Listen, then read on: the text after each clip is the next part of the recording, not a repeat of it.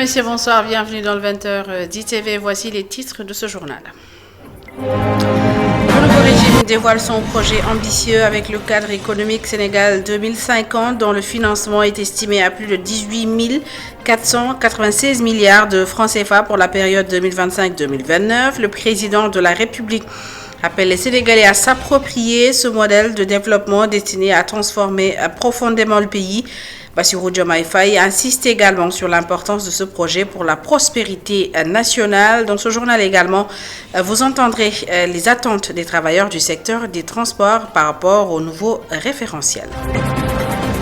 Et puis le Premier ministre Ousmane Sonko, qui est revenu sur les dérives de l'ancien régime, souligne la nécessité d'audits rigoureux pour atteindre les objectifs fixés. Constatant la situation, il appelle les syndicats à plus de patriotisme et promet un pacte social à l'issue des prochaines négociations. Dans l'actualité également, l'intersyndicale des travailleurs de Dakar, DEMDIC, dépose 23 revendications auprès de la direction de la société, dont 5 sont jugées non négociables. Les syndicalistes dénoncent également la présence des militaires dans les bus et réfutent les accusations de détournement. À Kolda, quelques jours après la rentrée scolaire, plusieurs établissements sont toujours inondés, empêchant la reprise des cours dans certaines zones.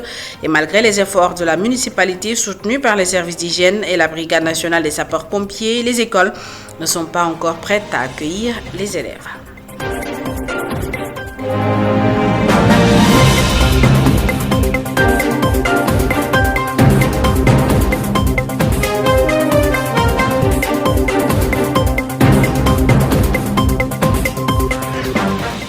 Bienvenue à toutes et à tous. Le gouvernement présente son projet. Le nouveau cadre de référence économique Sénégal 2050 a été lancé officiellement ce matin à Diamniadio en présence du président de la République. Et sur la période 2025-2029, le financement est estimé à 18 496 milliards de francs CFA. Et lors de son allocution, Bassirou Diomaye Diakhar Faye a exhorté les Sénégalais à se l'approprier et évoquer la volonté de transformation profonde du pays. Je vous propose d'écouter le président de la République.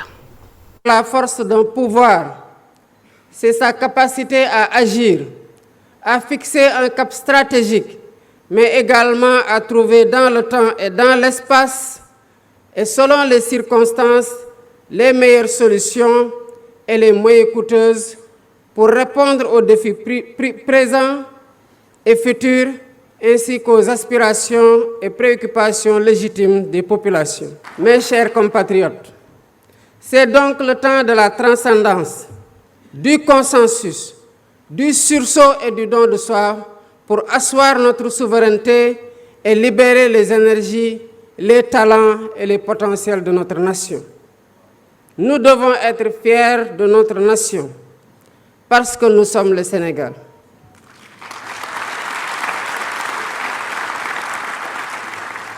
Nous sommes le Sénégal, un pays de courage. Nous sommes le Sénégal, un pays de résilience. Nous sommes le Sénégal, un pays de solidarité face à l'épreuve. Voilà pourquoi nous devons faire notre introspection individuelle et collective pour reprendre avec confiance notre destin en main et mettre notre Sénégal sur une trajectoire d'exigence, d'espérance, de performance et de progrès. Et puis rappelons la situation économique du pays qu'il juge catastrophique. Le Premier ministre a appelé les syndicats à plus de patriotisme. Ousmane Sonko demande du temps pour établir un pacte social fort à l'issue de la prochaine rencontre avec les syndicats. Le Premier ministre est au micro de Babacar Seck. Syndicaliste bu toog dégg ni 4% lañ da waxoon annoncé woon déficit yaa ngi 10%. 73% lañ da waxoon dette yaa ngi 83%. Je m'adresse aux syndicalistes. On nous a annoncé un déficit de 4% alors qu'il est de 10%. Avec 73% de dette, on se retrouve avec 83%. À ces syndicalistes, si vous mettez votre patriotisme en avant, les revendications doivent être modulées et laisser le temps au gouvernement de se rattraper. On ne peut pas donner ce que l'on n'a pas. D'ailleurs, le président de la République a donné des instructions pour une rencontre avec les syndicats pour mettre en place un pacte social fort basé sur la vérité et la transparence. Vous serez informés des avancées pour que vous puissiez en juger. Ce qui n'est pas normal, c'est que les derniers accords ont été signés dans la précipitation ainsi que des recrutements. Pour nous laisser un fardeau, il faut trouver des solutions à ces problèmes. noonu lañ ko defee ci recrutement yu jaarul yoon noonu lañ ko defee ci marché public yu jaarul yoon loolu it il faut que Sénégal yëpp d'accord ko ñu ànd xool loolu nuñ koy saafaree. Et puis les transporteurs listent leurs attentes et ce qu'ils considèrent comme priorité de leur secteur, infrastructure routière, renforcement de la sécurité, des tracasseries policières et amélioration de leurs conditions de travail. Elisabeth Grastine et Moussa Fall sont allés à leur rencontre. Ses collègues chauffeurs l'ont choisi comme porte-parole. Ce jeune homme trouvé à table pour prendre son petit déjeuner. Ce jeune homme est chauffeur de la ligne 88. Pour lui, le milieu du transport ne peut évoluer sans de bonnes routes. C'est l'heure pour que le gouvernement prenne en charge le transport. Les routes sont dégradées et les voitures sont tout le temps en panne. La deuxième priorité est d'améliorer les conditions de vie des chauffeurs. Conduire de 4 h du matin à 23 h, c'est pas chose aisée. Nous faire transporteurs, chauffeurs dans les très bonnes conditions. Plusieurs chauffeurs n'ont pas de contrat et cela retarde leur paiement. Ce chauffeur attend l'appui de l'État. L'État nous soutient, c'est vrai, mais ce n'est pas suffisant. Beaucoup de chauffeurs ici n'ont pas de contrat. Du coup, ils reçoivent leur salaire tardivement. Dans son garage, assis en face de taxi en attente de clients, ce taximan dénonce les chauffeurs qui conduisent sans permis. L'autre priorité, on doit améliorer encore et encore le secteur du transport, surtout au niveau des grandes routes. Il faut qu'on accélère les travaux. Par exemple, du pont d'Anne jusqu'à Liberté 6, la route est barrée. Leur priorité est d'interdire les chauffeurs particuliers qui n'ont pas de licence de transport, les interdire de faire le transport. Pour les 25 prochaines années, l'État du Sénégal a mis en place son projet de développement, un référentiel de politique publique en vue d'une transformation économique et politique. Les acteurs du transport listent déjà leurs priorités et s'attendent à un développement du secteur avec ce plan Sénégal 2050. Je vous l'annonçais dans les titres, l'intersyndicale des travailleurs de Dakar Demdik a adressé 23 revendications à la direction générale de la dite société et parmi ces revendications, 5 sont non négociables selon les syndicalistes qui dénoncent la présence de militaires dans les bus lors des grands événements religieux et réfutent les accusations de détournement de recettes. Un plan d'action revendicatif sera soumis au nouveau directeur général de Dakar Demdik pour l'amélioration des conditions de travail des employés. Mamadou Lamine Fati et Cheikh Magat Maï pour les détails.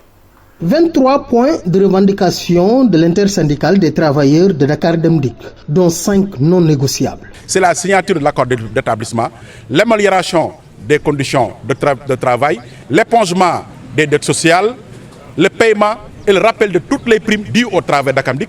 Ensuite, un calendrier avec des réunions avec les secrétaires généraux qu'on doit définir le directeur général. Sur ces 5 points, je dis, c'est non négociable.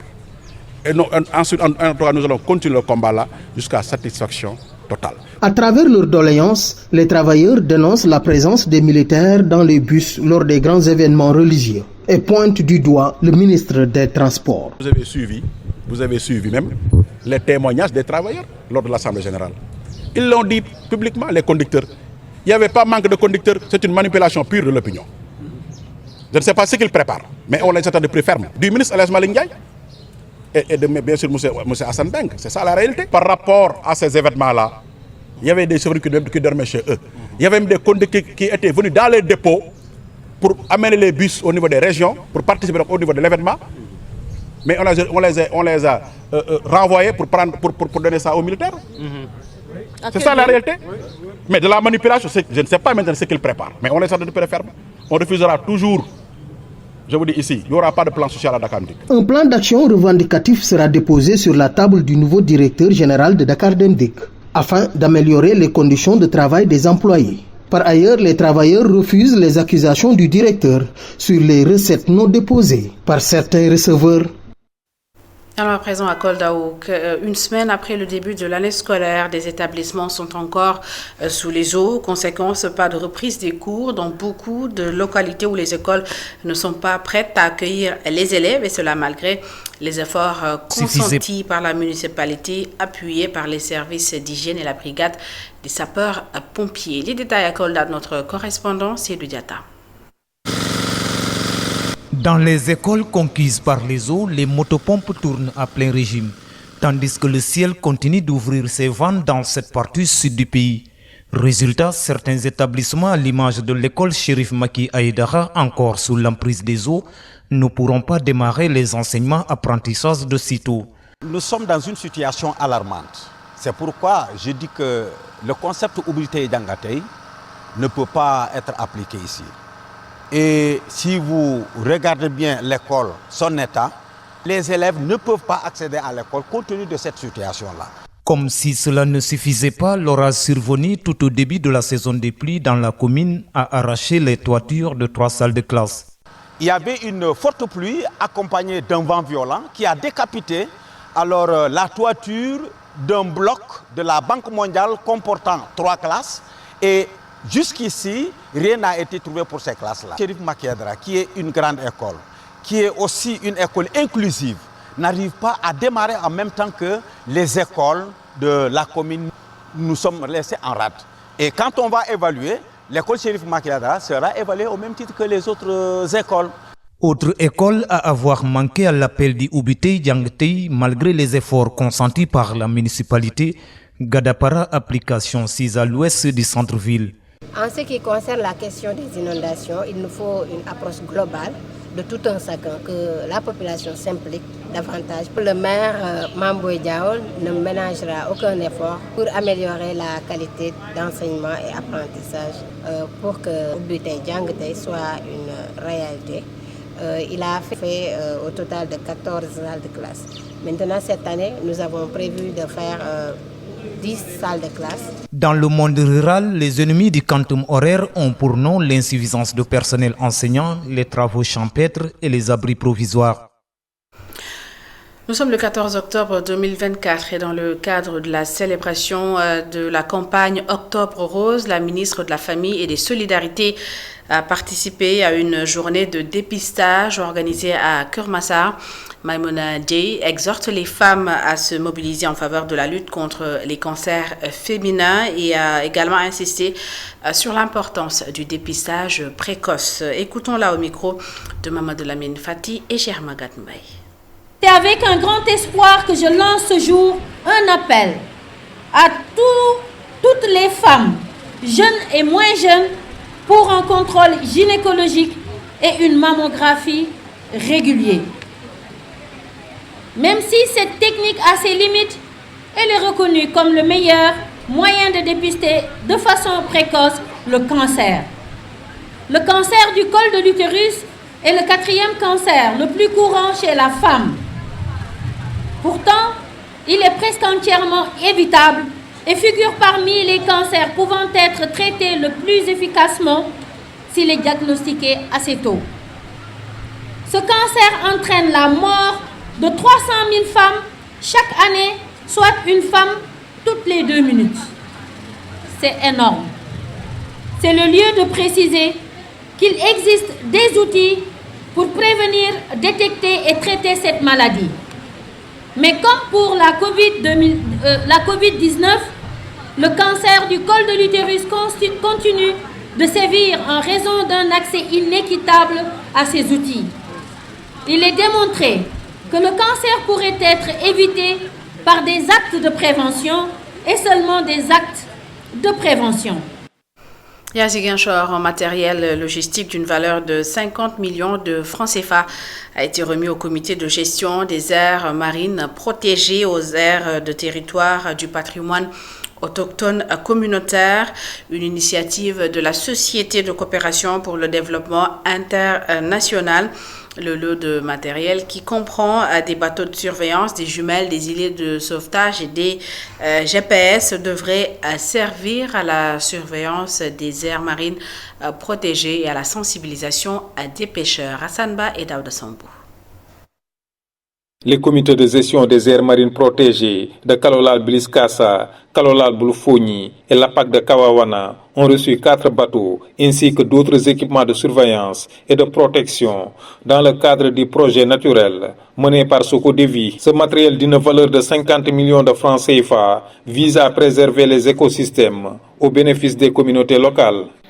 L'intervention vise notamment à renforcer la gouvernance inclusive et équitable des ressources naturelles au sein de ces AMP et des APAC et ainsi promouvoir cette gouvernance comme modèle de protection et de conservation des écosystèmes au bénéfice des communautés vulnérables, particulièrement les femmes.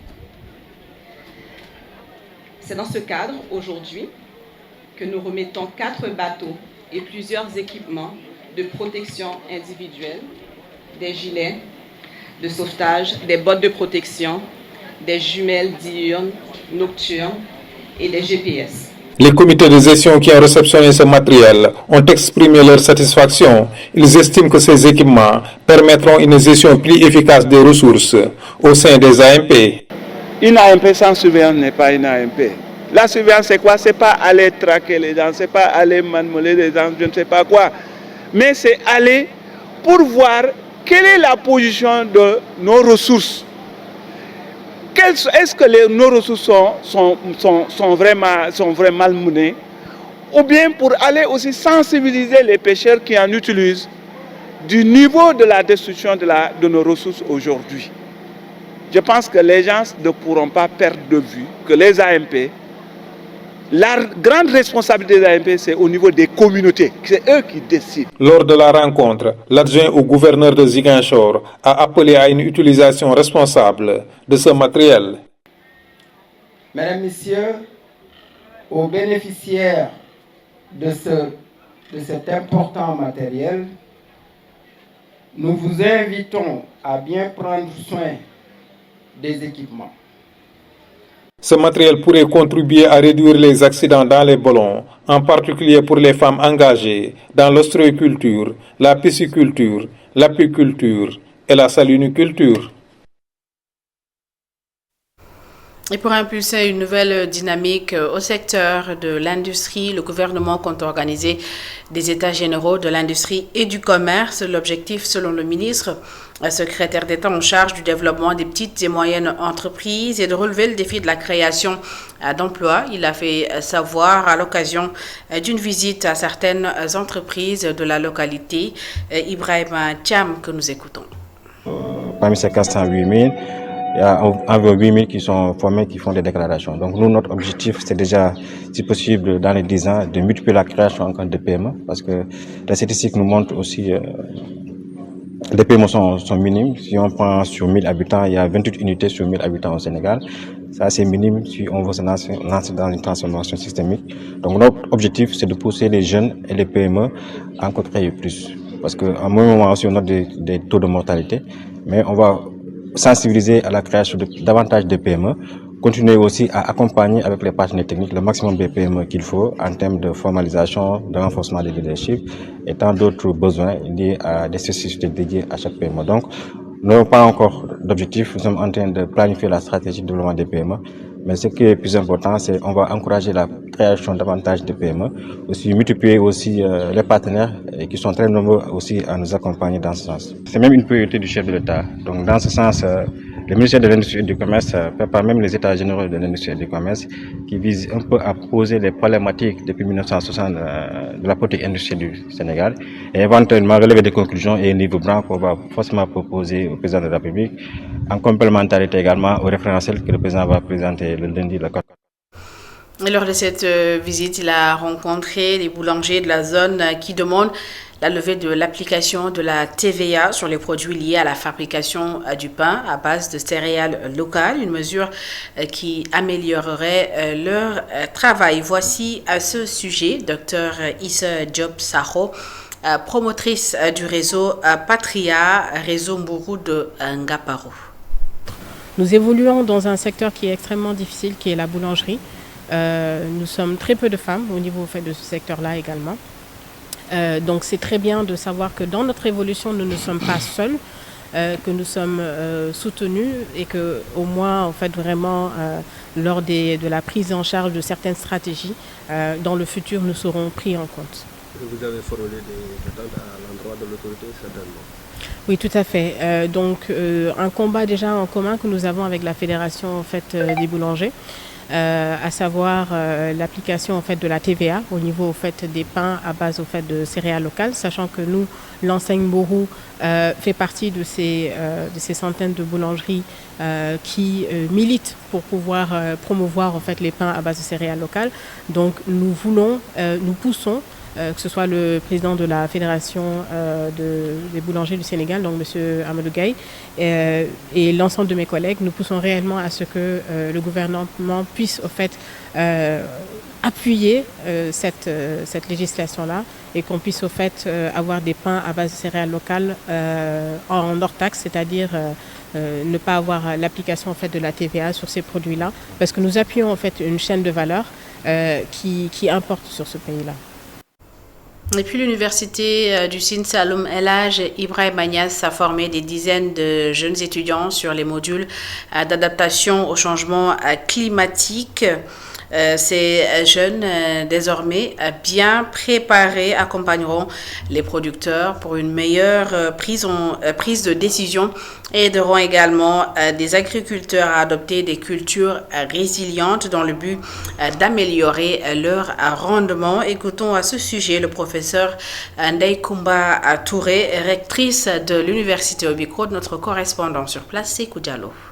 L'université du Sine Saloum El Hadj Ibrahima Niass, depuis sa création, est dans la dynamique de révolutionner l'agriculture sénégalaise. Et donc, nous travaillons dans l'ensemble des modules de formation nécessaires pour impacter positivement notre agriculture. Et vous savez que le problème du changement climatique est réel. Donc, nous, en tant qu'université à vocation agricole, nous devons nous pencher sur ces problématiques et aider les agriculteurs sénégalais à mieux prendre en considération ces changements climatiques. Donc l'objet, c'est vraiment de faire des formations de courte durée pour les étudiants, mais également les vulgarisateurs d'informations, mais aussi les producteurs pour qu'ils sachent comment utiliser les informations liées au changement climatique pour une meilleure prise de décision au niveau de leur exploitation. Nous devons avoir une agriculture résiliente parce que notre agriculture est basée sur la pluviométrie, c'est une agriculture hivernale et nous avons vu ces derniers temps tous les problèmes qu'on a liés aux précipitations. Parfois, les pluies sont vraiment tardives, parfois on a du mal à avoir vraiment une pluviométrie structurée. Donc, avoir ces éléments à contribution vont aider à une meilleure prise de décision. C'est la raison pour laquelle l'Université du Sine Saloum et l'Université de Columbia se sont engagés dans un partenariat fécond et durable pour mettre en place ces formations. Et notre objectif, c'est que ces formations évoluent vers un master interuniversitaire qui pourra être aussi bien à parcours professionnel, mais également à parcours recherche pour avoir un capital humain très bien formé pour résoudre toutes ces problématiques liées au changement climatique. Et c'est la fin de cette édition. Merci à toutes et à tous de l'avoir suivi. Merci de votre fidélité. L'information continue sur emedia.sn. Bonne suite des programmes.